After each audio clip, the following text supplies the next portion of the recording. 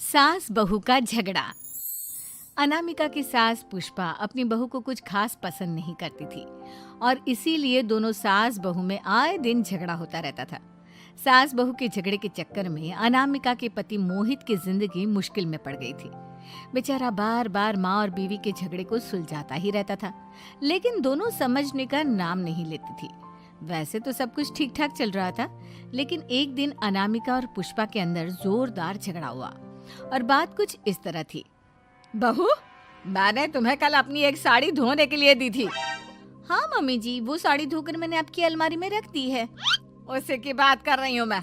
जरा देख तो, इस साड़ी को देखकर किसी भी तरह से लगता है ये धुली हुई है। अरे मम्मी जी, मैंने आपकी साड़ी वॉशिंग मशीन में अच्छे से धोकर सुखाकर आपकी अलमारी में तह बनाकर रखी थी। आपके तो नखरे खत्म ही नहीं होते।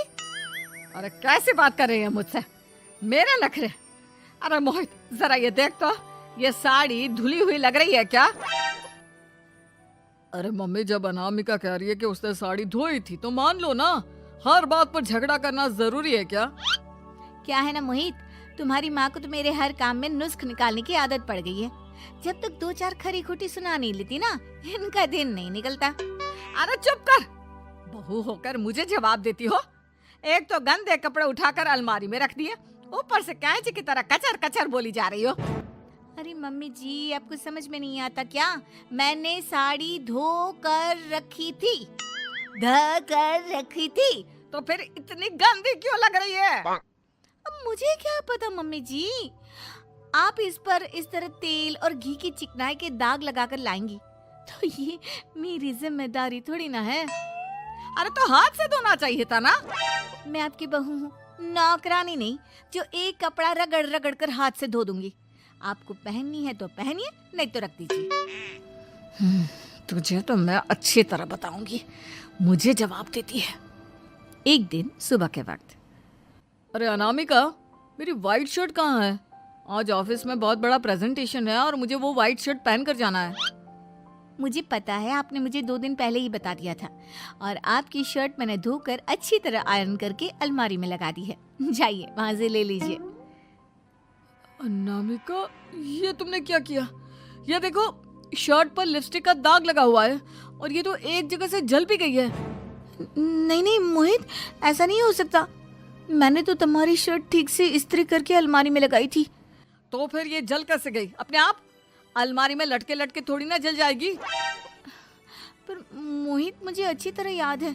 देखो, अपनी गलती को छुपाने की कोशिश मत करो। और अगर शर्ट जल भी गई थी तो तुम्हें पहले बताना चाहिए था ना। मैं नई शर्ट लेकर आ जाता। अब ऐन वक्त पर शर्ट कहाँ से लेकर आऊं? मेरा इतना इम्पोर्टेंट प्रेजेंटेशन था, सब खराब हो जाएगा। अरे बेटा, क्यों परेशान होता है? ये देख, मैंने तेरे लिए पहले से ही एक नई व्हाइट शर्ट ला कर रखी है। लेकिन मम्मी, आप मेरे लिए व्हाइट शर्ट क्यों लेकर आई? अरे मुझे पता था तेरा प्रेजेंटेशन होने वाला है और अपनी इस बहू पर तो मुझे बिल्कुल भी भरोसा नहीं।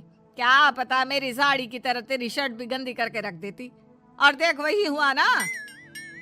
बेटा, सारी टेंशन छोड़ और ये नई शर्ट पहन कर जा। थैंक यू मम्मी, आज तो आपने बचा लिया मुझे। कुछ दिनों के बाद, अरे अनामिका, जानती हो, ऑफिस में मेरा जो दोस्त है ना अमर, आज उसका बर्थडे है और उसे तुम्हारे हाथ का चॉकलेट केक बहुत पसंद है। थोड़ा सा बनाकर टिफिन में रख दो ना प्लीज। हाँ हाँ, क्यों नहीं। मैं बहुत अच्छा केक बनाकर आपके दोस्त के लिए रख दूंगी।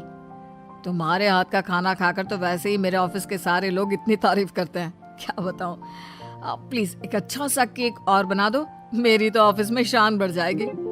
अनामिका केक बनाने के लिए रख देती है। पुष्पा चुपचाप जाकर उस पे ढेर सारा नमक डाल देती है। देख अमर, तेरी भाभी ने तेरे लिए चॉकलेट केक बनाकर भेजा है, तुझे बहुत पसंद है ना? यार, तू बहुत किस्मत वाला है। भाभी इतना अच्छा खाना बनाती है और साथ में केक भी। वैसे भाभी को थैंक यू बोलना। थैंक यू बाद में, पहले तो ये केक खा कर देख। बहुत मेहनत से बनाया है अनामिका ने।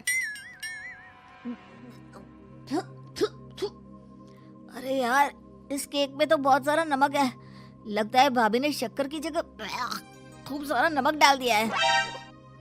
अरे मोहित, तू तो अपनी बीवी की कुकिंग की बहुत तारीफ करता फिरता है। जरा पूछना अपनी बीवी से, केक में नमक कब से डलने लग गया। क्या यार, तुझे भी मेरा ही जन्मदिन मिला था बिगाड़ने के लिए? केक नहीं लाना था तो मत लाता, कम से कम मुझे इस तरह नमक वाला केक तो नहीं खिलाता। अरे नहीं यार, अनामिका ऐसा नहीं कर सकती, जरूर कुछ गड़बड़ हुई होगी। घर जाने के बाद अनामिका, अगर तुम्हारा केक बनाने का मन नहीं था तो ना बनाती, लेकिन मेरी बेइज्जती करवाने की क्या जरूरत थी? अरे आपकी बेइज्जती, ये आप क्या कह रहे हैं? मैंने तो सुबह आपको इतने अच्छे तरीके से केक बना कर दिया था।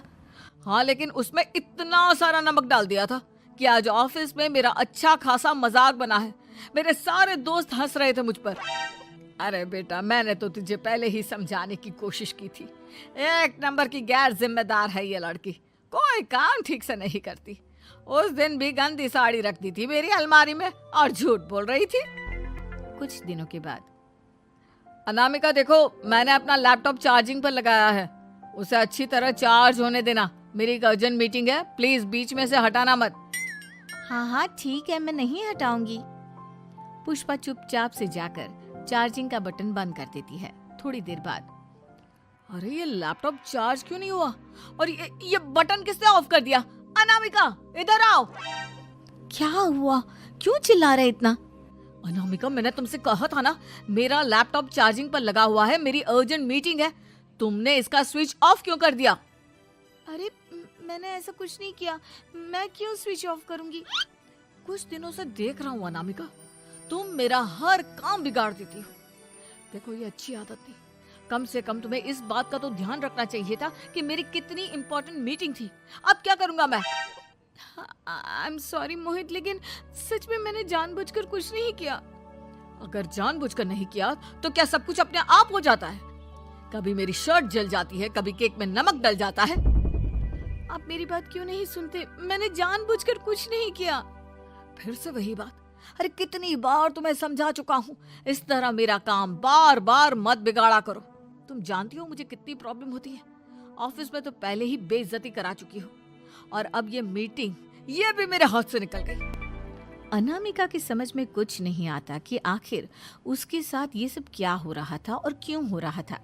फिर कुछ दिनों के बाद मोहित अपने ऑफिस से कुछ फाइल लेकर घर आता है।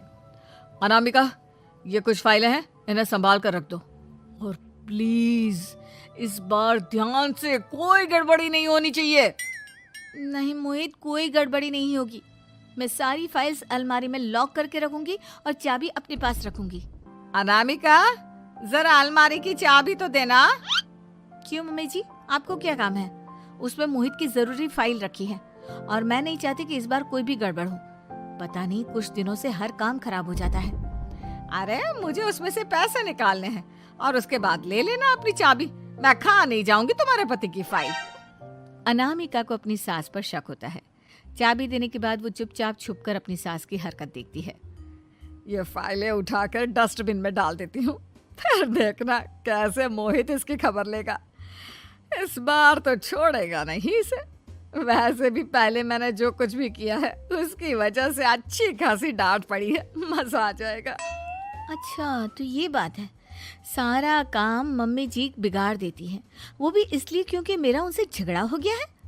सास के जाने के बाद अनामिका मोहित को बुलाकर लाती है। क्या हुआ अनामिका, क्या दिखाना है? ये देखिए, आपकी फाइल डस्टबिन में पड़ी हुई है। इसीलिए तो कहा था संभाल कर रखना, और तुमने उठाकर ये फाइल डस्टबिन में डाल दी। मैंने नहीं, तुम्हारी मम्मी ने डाली है, मुझसे बदला लेने के लिए, ताकि तुम मुझे डांटो। और अगर मैंने डाली होती तो मैं तुम्हें दिखाने के लिए बुलाकर तो नहीं लाती ना। सही कह रही हो, मैं अभी मम्मी से जाकर बात करता हूँ। थोड़ी देर बाद, मम्मी सच सच बताइए, मेरी फाइल अलमारी में से निकाल कर डस्टबिन में आपने डाली थी ना? अरे अपनी माँ पर इल्जाम लगाता है, शर्म नहीं आती तुझे? मैं इल्जाम नहीं लगा रहा हूँ मम्मी, जो सच है वही पूछ रहा हूँ। आप जल्दी से बताइए आपने ऐसा क्यों किया?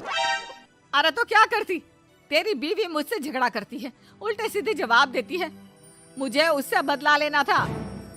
अरे मम्मी, लेकिन आप दोनों के झगड़े के चक्कर में मेरा कितना नुकसान हुआ है, ये कभी सोचा आपने? मम्मी जी, अगर आपका बदला पूरा हो गया हो तो आइंदा ऐसी कोई हरकत मत करना, क्योंकि अब आपकी सच्चाई हमारे सामने आ चुकी है। यह तो वक्त ही बताएगा मैं क्या करूंगी और क्या नहीं। मम्मी जी, कहा ना आप ऐसा कुछ नहीं करेंगी। अरे मेरी जो मर्जी आएगी वो मैं करूंगी। मेरा सर घूम रहा है। सास बहू के झगड़े में मेरी जिंदगी का तो कचरा हो गया है, कचरा।